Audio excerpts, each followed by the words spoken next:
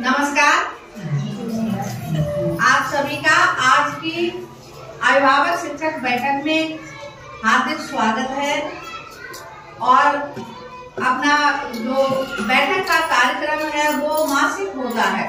एक तो एसएमसी की बैठक होती है, दूसरा अभिभावक शिक्षक बैठक होती है, और एक बैठक और हो रही है, लगातार हो रही है महीने में, माता उन्मुखीकरण कार्यशाला। आप लोगों को बुलाया जा रहा है, जिसमें उन माताओं को यहाँ पर सम्मानित किया जाता है जिनके बच्चे 100% उपस्थित रहते हैं विद्यालय में, और जिनके बच्चे घर पे अपना पूरा होमवर्क करते हैं, पढ़ाई में काफी अच्छे चल रहे हैं। ऐसी माताओं को माता उन्मुखीकरण कार्यशाला में सम्मानित किया जाता है। तो 3 बैठक या 3 कार्यशालाएं प्रत्येक माह अपने विद्यालय में आयोजित की जाती है। आज की जो बैठक है वो अभिभावक शिक्षक बैठक है। ये लिखा हुआ है अभिभावक शिक्षक बैठक। माह नवंबर पड़ा हुआ, इसका मतलब क्या है कि हर महीने होती है। समय आपका भी बहुत उपयोगी है, समय हमारा भी बहुत उपयोगी है, क्योंकि जिस दौरान हम बैठक आपकी कर रहे हैं, आइए उस दौरान हमारे बच्चे जो है वो क्लासों में बैठे हुए हैं, वो आपस में झगड़ा भी कर सकते हैं, कोट भी मार सकते हैं, तो हमारा ध्यान आधा उधर ही है।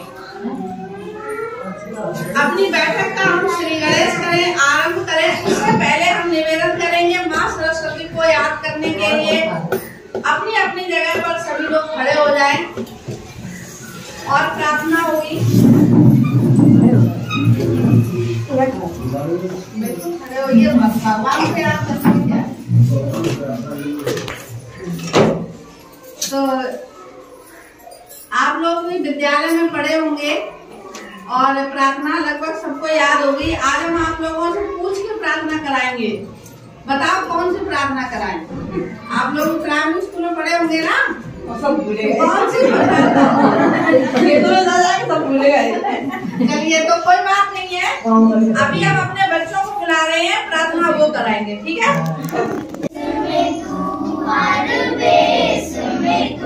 तेरे नाम अनेक तू एक ही है।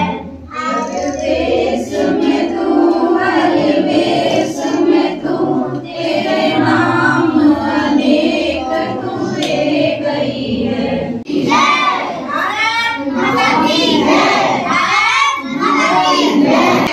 पहले आप लोग सुन लीजिए, फिर उसके बाद में अपनी अपनी बात करना, बीच में मत बोलना, क्योंकि बहुत से लोगों को समय का बहुत ज्यादा हो रहा है, मैं जाना है घर पे, इसलिए पहले सुन लीजिए। सबसे पहला और प्रमुख एजेंडा बिंदु है डीबीटी। डीबीटी मतलब जो बच्चों के 1200 रुपए खाते में पहुंच रहे हैं, वो सबसे इम्पोर्टेंट बिंदु है। जिन अभिभावकों के खाते में पैसे अभी तक नहीं पहुंचे हैं, उन अभिभावकों का आधार जो है वो चेंज कर दिया जाएगा। जैसे किसी बच्चे के अभिभावक के खाते में पैसे नहीं पहुंचे, तो कारण ये है कि उनका जो खाता है उसमें कोई ना कोई समस्या है। जैसे आधार से लिंक नहीं है, या बहुत लंबे समय से उसमें पैसे डाले नहीं गए हैं, या बहुत लंबे समय से उसमें से पैसे निकाले नहीं गए हैं उस खाते में। कोई ऐसी समस्या नहीं है जिसकी वजह से वो पैसे खाते में नहीं पहुंचे हैं। तो ऐसे अभिभावकों के खाते चेंज हो जाएंगे अगर उनका आधार चेंज कर दिया जाए। तो अगर माँ का आधार कार्ड लगा है तो पिता का लग जाएगा, और पिता का लगा है तो माता का लग जाएगा। तो ये सबसे महत्वपूर्ण बिंदु है। आपको 1 या 2 दिन में बता दिया जाएगा। मेरे पास पूरा डाटा है कि किस बच्चे के पैसे पहुंचे हैं खाते में और किसके नहीं पहुंचे हैं, किस खाते में पहुंचे हैं, ये भी डाटा है, खाते का नंबर भी है। तो आपके कहने से काम नहीं चलेगा कि हमारे खाते में पैसे नहीं आए, हमारे पास पूरा डाटा है।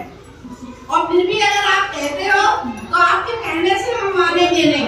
आप पासबुक अपनी अपडेट करा के लाओ, पासबुक मुझे दिखाओ। अपडेट का मतलब आज की तारीख में बैंक में जाके उसको प्रिंट करा के लाओ। अगर आपके पास में इसमें रुपए नहीं आए तब हम ऊपर लिख के देंगे अपने विभाग को कि इस खाते में क्या समस्या रही जो नहीं आए हैं। ठीक है, तो ये पहला महत्वपूर्ण बिंदु है हमारी आपकी बैठक का। इसको आप अपनी पर्सनली क्लास टीचर से बात कर सकते हो, जिस क्लास में बच्चा पढ़ता है, और वो आपको बता देंगे। बैठक के बाद कल परसों जब आपके पास समय हो आप बात कर लेना। दूसरा बिंदु है, बहुत ही महत्वपूर्ण बिंदु है, कक्षा 1, 2, 3 इन पर इतना फोकस किया जा रहा है। शायद आपको जानकारी होगी, हर बैठक में हम बताते हैं कि हमारे विभाग ने कक्षा 3 तक के लक्ष्य निर्धारित कर दिए हैं। कक्षा 3 में पढ़ने वाले हर बच्चे को हिंदी पढ़नी आनी चाहिए, वो भी फ्लो में, मतलब तेज प्रवाह में। 1 मिनट में कक्षा 3 में पढ़ने वाले बच्चे को 1 मिनट में 60 शब्द पढ़ ले तब वो निपुण है। अगर वो 59 शब्द पढ़ता है तो निपुण नहीं है।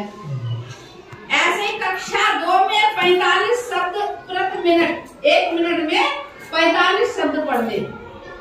जैसे कोई कहानी है उसके 45 शब्द पढ़ ले, और आपके बोलने से नहीं। एक ऐसा ऐप है निपुण लक्ष्य ऐप, उसमें बच्चा पढ़ता है तो उसमें कैलकुलेट हो जाता है, वो रीड कर लेता है कि 1 मिनट में उसने कितने शब्द पढ़े। फिर उसमें लिख के आ जाता है, वाह तुमने तो बहुत अच्छा पढ़ा, शाबाश आप निपुण हो। ऐसे ही पढ़ते रहो। अगर बच्चे ने 1 मिनट में 45 शब्द से ज्यादा पढ़ ली, ये कक्षा 2 का है। कक्षा 1 में जो निपुण लक्ष्य है उसमें वाक्य लिखे हुए हैं, बच्चे को उसमें टाइम नहीं दिया।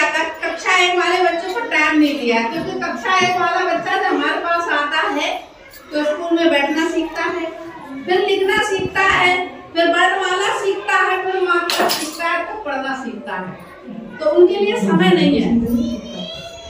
तो जो हमने साल भर मेहनत की है, या आपने जो मेहनत की है, या आपके बच्चे ने जो मेहनत की है, उस सबका आकलन किया जाएगा थर्ड पार्टी के द्वारा।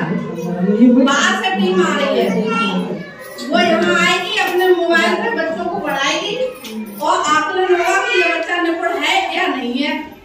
आपकी खुशी के लिए बता दें कि अगर बच्चे निपुण नहीं हुए तो हमारा वेतन रोक दिया जाएगा।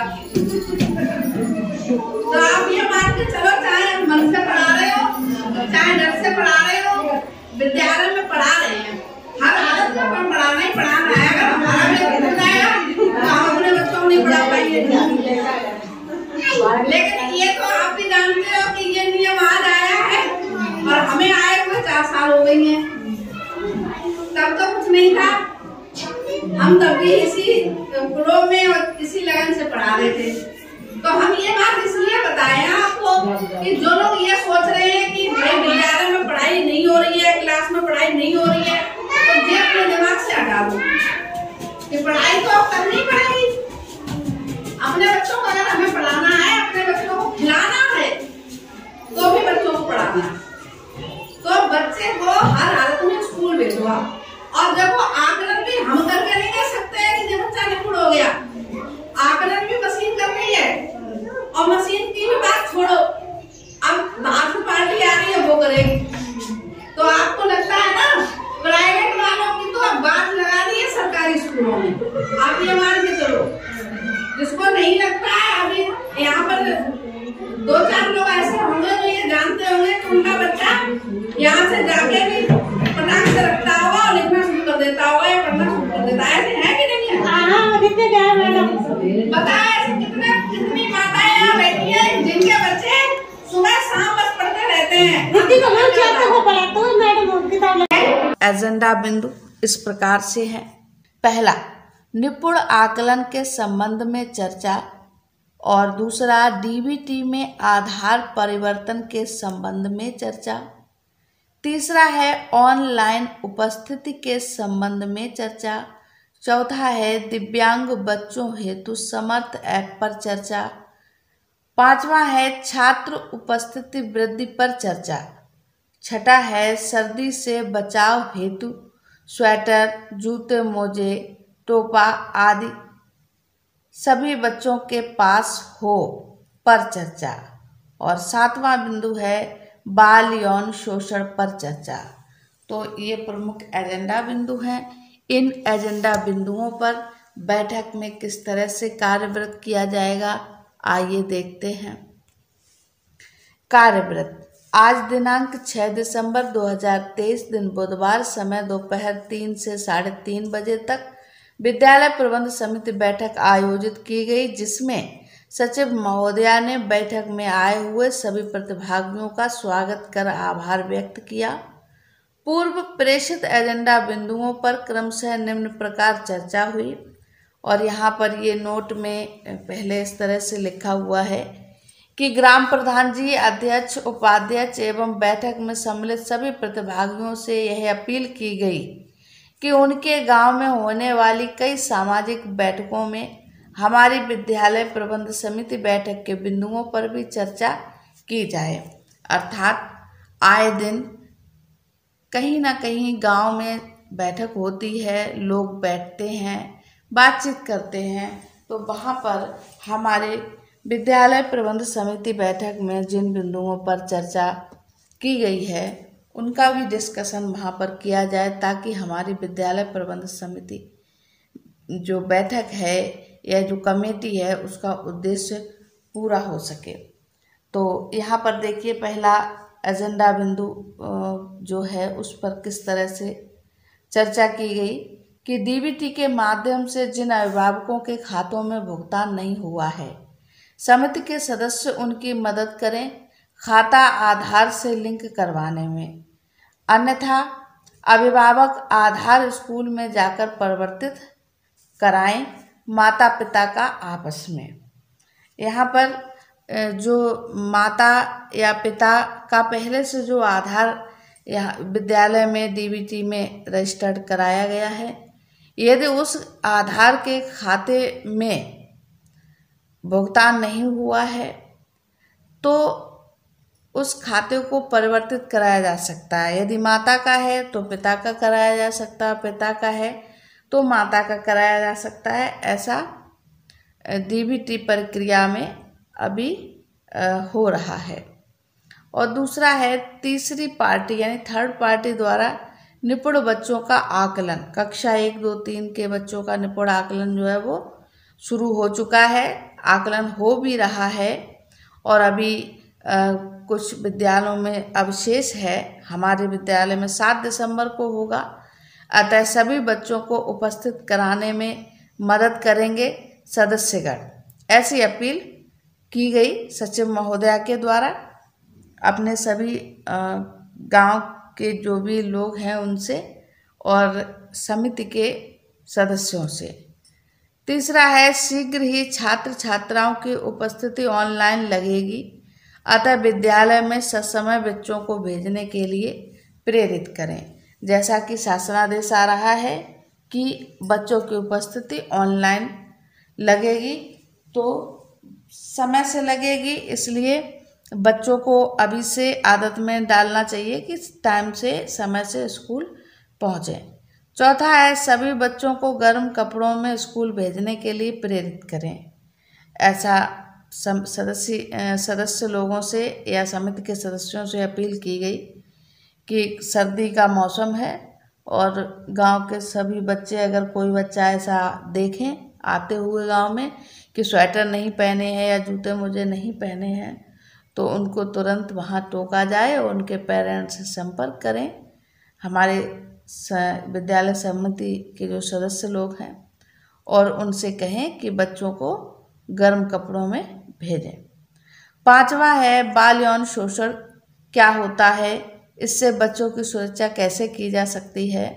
कुछ कानूनी सहायता हेतु चाइल्ड हेल्पलाइन की दी गई जानकारी जो है उसको शेयर किया गया बैठक में, और ये जो नंबर है 1098 अंत में बैठक के सभी प्रतिभागियों को इससे अवगत कराया गया और बैठक में प्रतिभाग करने हेतु उनका आभार व्यक्त करते हुए बैठक का समापन किया गया। बच्चे बहुत होशियार है और रोज आते भी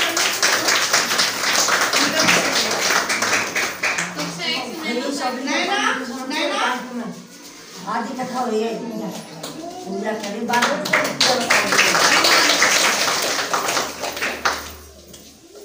अविनाश इधर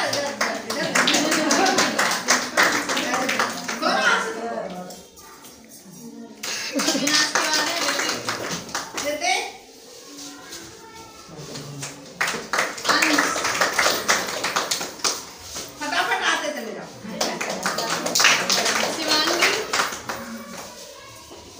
दिव्यांशु साक्षी